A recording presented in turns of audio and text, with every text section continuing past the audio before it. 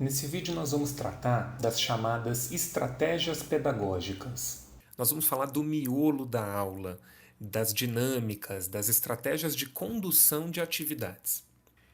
É importante frisar que as estratégias didáticas não podem ser vistas como um fim em si mesmas. Elas são sempre um meio para o alcance de determinado fim educacional. Então a ideia é que nós temos que escolher de maneira coerente quais estratégias, quais modos de conduzir a aula são os mais favoráveis para o desenvolvimento daqueles conteúdos educacionais que nós planejamos. Existem muitas estratégias, modos de condução de aula diferente. E para aliviar a angústia do professor, uma mensagem importante é que ele não precisa reinventar a roda. Muitas estratégias didáticas já foram testadas em diferentes contextos, analisadas, lapidadas e disponibilizadas por outros professores, né? Já foram descritas. A gente pode aprender com a experiência de outros professores e aumentar a qualidade das nossas aulas com isso. Por exemplo, o Celso Antunes é um professor experiente que já se dedicou a descrever uma série de atividades pedagógicas diferentes, de estratégias pedagógicas. Ele pontua diferentes situações de aprendizagem que podem ocorrer numa aula. Por exemplo, se o interesse do professor é promover a coleta de informações entre os alunos, o Celso Antunes sugere que o professor pode usar alguma dessas estratégias: o painel de competências, o brainstorming, os relatórios ou os simpósios. Já se o interesse do professor é promover situações de investigação e pesquisa, ele sugere situações-problema, estudos de caso, painel progressivo ou painel de debates. A gente vai ter um tempo ao longo dessa semana, vamos estudar esse referencial para entender o que é que o Celso Antunes chama, por exemplo, de painel progressivo ou painel de debates. Mas tem outras situações de aprendizagem, como fazer fixação e contextualização, fortalecimento de cooperação no grupo, avaliação da aprendizagem. Então, para cada uma dessas situações, o Celso Antunes sugere uma série de estratégias. São possibilidades, a gente também não tem que seguir à risca, podemos adaptar, mas vale a pena aprender com essas experiências. Antes de olhar para as estratégias do Celso Antunes, vou fazer uma recomendação de filme. Talvez vários dos nossos colegas já tenham assistido. Esse filme Escritores da Liberdade, que é de 2007, além de ter uma história comovente, ele apresenta várias cenas de sala de aula. Nós vamos assistir duas sequências curtas, uma sequência com 5 minutos e outra com 20 segundos, que apresentam estratégias de condução para que a professora pudesse alcançar determinados fins educacionais. Só para contextualizar a primeira cena que nós vamos assistir, a professora está numa situação de trabalho no qual ela reconheceu que os seus estudantes não se observam como um grupo. Eles se isolam em panelinhas, essas panelinhas são muito bem definidas e existem rixas, inclusive com violência física entre alguns desses grupos. A professora quer trabalhar essa situação na sala de aula e para isso ela propõe uma estratégia que foi bem retratada no filme. Vamos ver.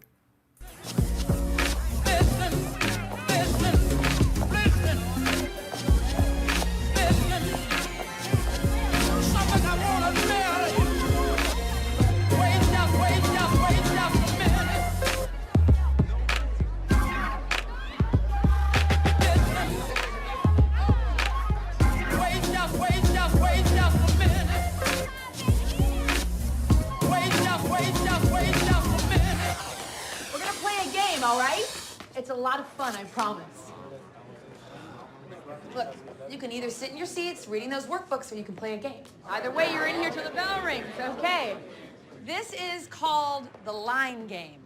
I'm gonna ask you a question. If that question applies to you, you step onto the line and then step back away for the next question. Easy, right? The first question. How many of you have the new Snoop Dogg album?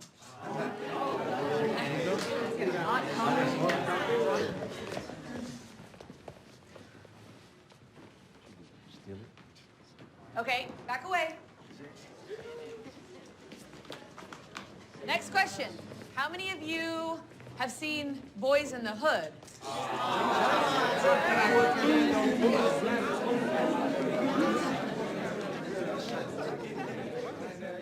Okay, next question. How many of you live in the projects?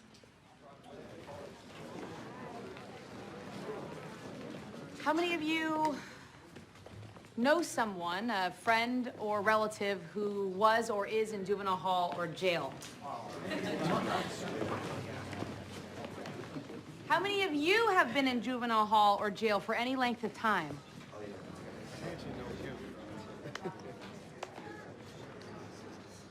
Does the refugee camp count? You decide.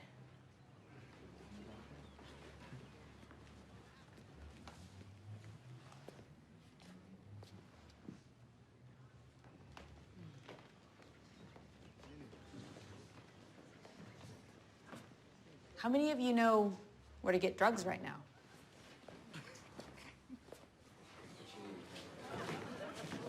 How many of you know someone in a gang?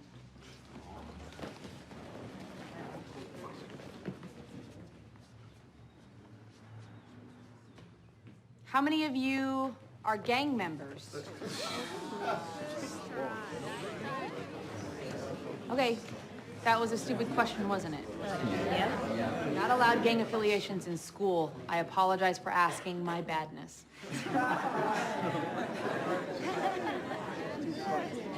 Okay, now I'm gonna ask you a more serious question.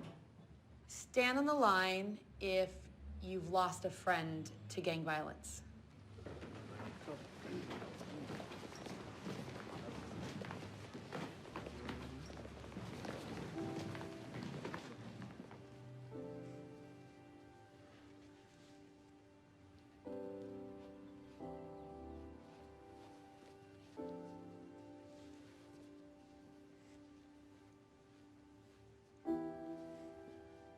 Stay on the line if you've lost more than one friend.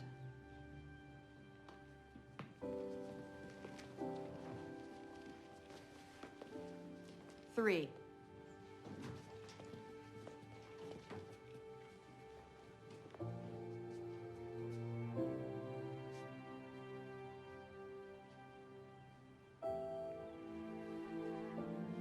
4 or more.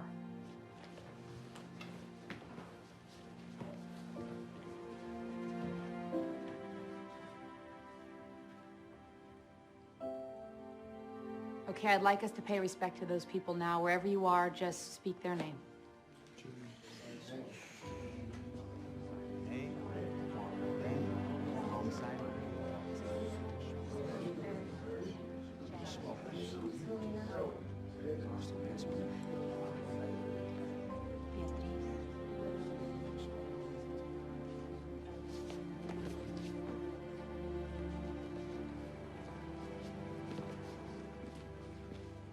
Stand for life, stand for truth, stand for something, don't fall for nothing.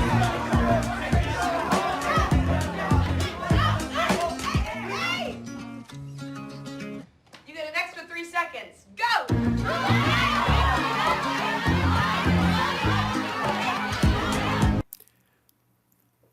Então, sem estragar o final e nem o roteiro principal do filme, fica a dica dos Escritores da Liberdade, vale a pena assistir.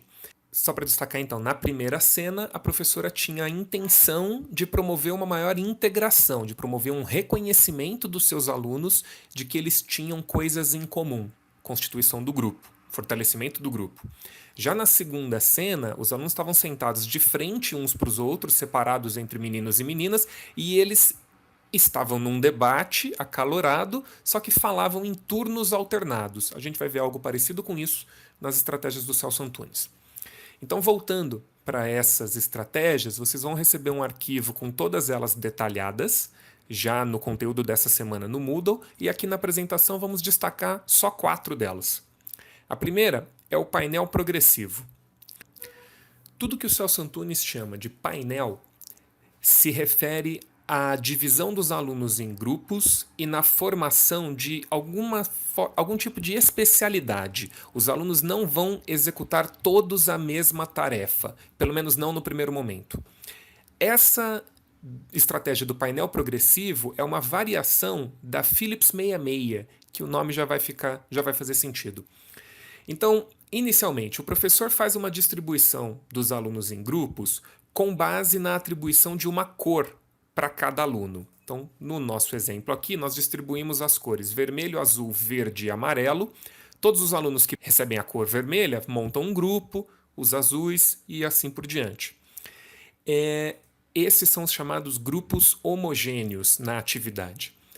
Eu tenho um tema qualquer na aula e cada grupo vai atacar uma parte desse tema, vai ter uma pergunta diferente para resolver ou um detalhe diferente do tema para pesquisar. É essa a ideia de formação de especialistas do painel do Celso Antunes. Depois que cada grupo teve o tempo de discutir, de formar uma opinião a respeito daquele problema pontual do grupo, os alunos de cada grupo vão receber uma numeração. Então, 1, 2, 3, 4 para os 4 participantes do primeiro grupo. A mesma coisa vai acontecer com os demais grupos. E agora eu vou formar uma nova organização juntando todos os alunos que têm o número 1.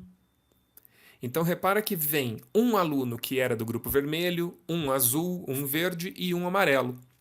A mesma coisa vai acontecer para todos os novos grupos, que eu posso chamar de grupos heterogêneos. Nesses grupos heterogêneos, que foram redivididos, eu tenho um especialista em cada uma das questões iniciais. Então agora eles podem dividir a informação que veio das suas especialidades e cada membro desses grupos, ou todos os alunos da sala, passam a ter contato com todas as questões que foram abordadas inicialmente pelos especialistas. Aí vai ter variação das atividades. Em alguns modelos tem uma terceira distribuição de grupos em que a gente volta para os grupos homogêneos. Em outra atividade pode acabar aqui. A ideia desse número, 66, é que o número de grupos tem que ser igual ao número de alunos por grupo, senão essa redistribuição não funciona. Tem alguns modelos dessa atividade que também consideram o número de grupos e o tempo para discussão. Então, por exemplo, formar 6 grupos para discutir por 6 minutos. No nosso caso, nós formamos 4 grupos com 4 alunos cada um. O telefone imaginário é uma estratégia para orientar os estudos dos alunos. O professor fornece para os alunos um diálogo simulando uma ligação telefônica, mas na qual ele só apresenta a fala de um dos personagens e é o aluno que tem que completar a outra fala. Então, por exemplo, nesse caso, pegando um tema de história do ensino fundamental. O telefone imaginário simula a conversa entre o Ricardo e a Juliana. E o Ricardo fala: "Oi, Juliana, eu tô ligando para ver se você poderia dizer o que vai cair na prova de história amanhã." A Juliana, que é a aluna, tem que responder para o Ricardo. E aí o Ricardo tem uma nova fala: "Puxa, é bastante matéria. Eu creio que eu estou um pouco perdido em relação às grandes navegações. O que esse tema, que não aconteceu no Brasil, tem a ver com as capitanias hereditárias?" Repara que aqui o professor está dando uma dica.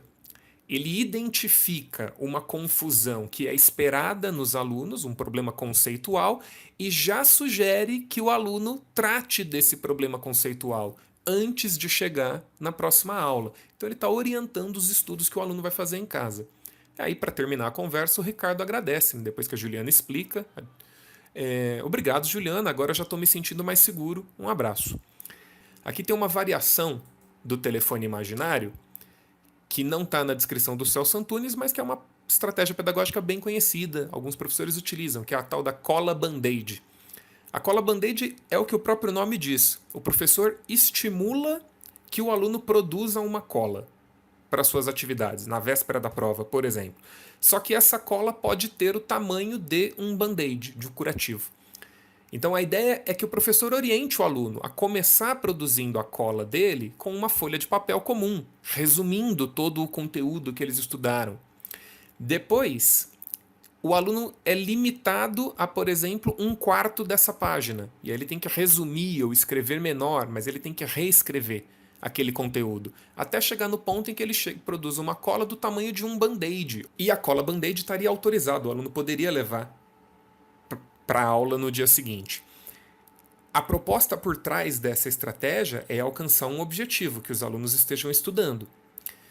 Se o aluno estudou ao ponto, reformulou a sua cola tantas vezes até chegar nessa forma condensada do tamanho de um band-aid, provavelmente ele não vai precisar recorrer a esse band-aid na hora da realização das atividades.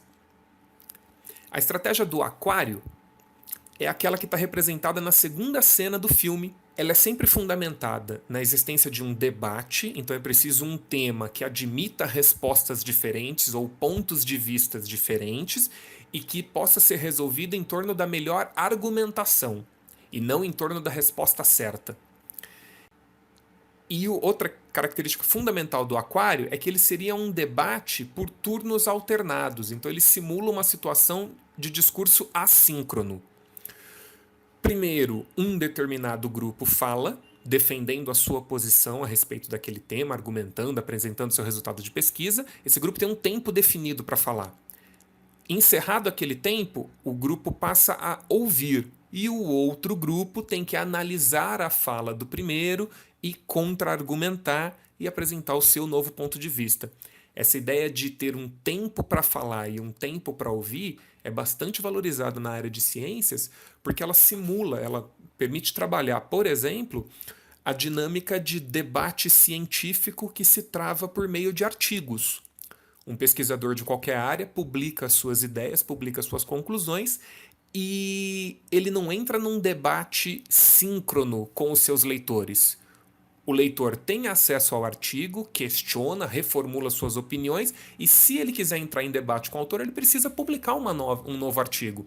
Então essas comunicações têm um tempo de fala e um tempo de escuta, que são uma habilidade interessante para ser trabalhada no contexto escolar também. Por último, dos nossos exemplos nesse vídeo, vem a corrida do autódromo, que essa é uma estratégia de verificação de aprendizagem.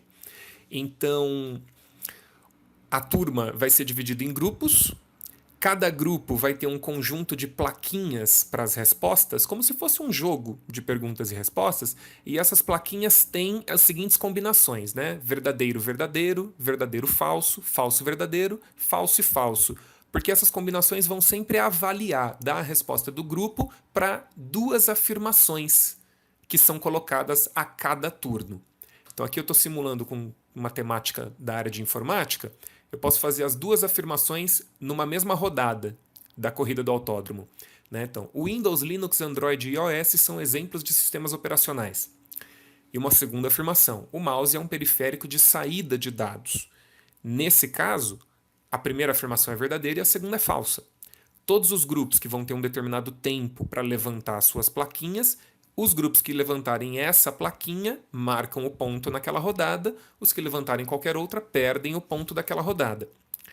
Um detalhe importante dessa atividade, e é isso que a gente aprende com a experiência dos outros professores para não cometer os mesmos erros, é que se a gente vai usar essa estratégia, é importante que cada nova rodada de perguntas, as perguntas tenham pesos diferentes e tenham pesos crescentes.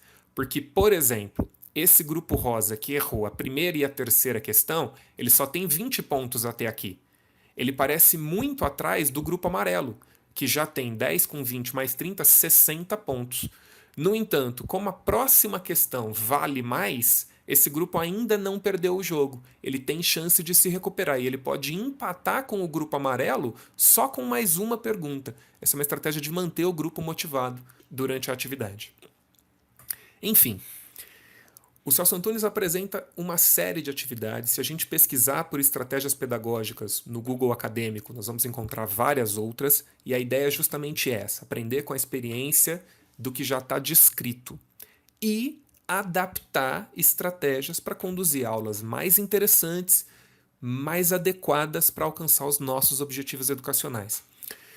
No Moodle dessa semana, vocês têm, então, essa apresentação de slides e cada uma dessas caixinhas é um link. Clicando em um deles, por exemplo, aqui na corrida do autódromo, vocês vão ser levados para uma página que tem a descrição dada pelo Celso Antunes para a corrida do autódromo. Vocês podem ler com mais detalhes a fala do autor e no final aqui, volta para essa página. Bons estudos, um abraço, até logo.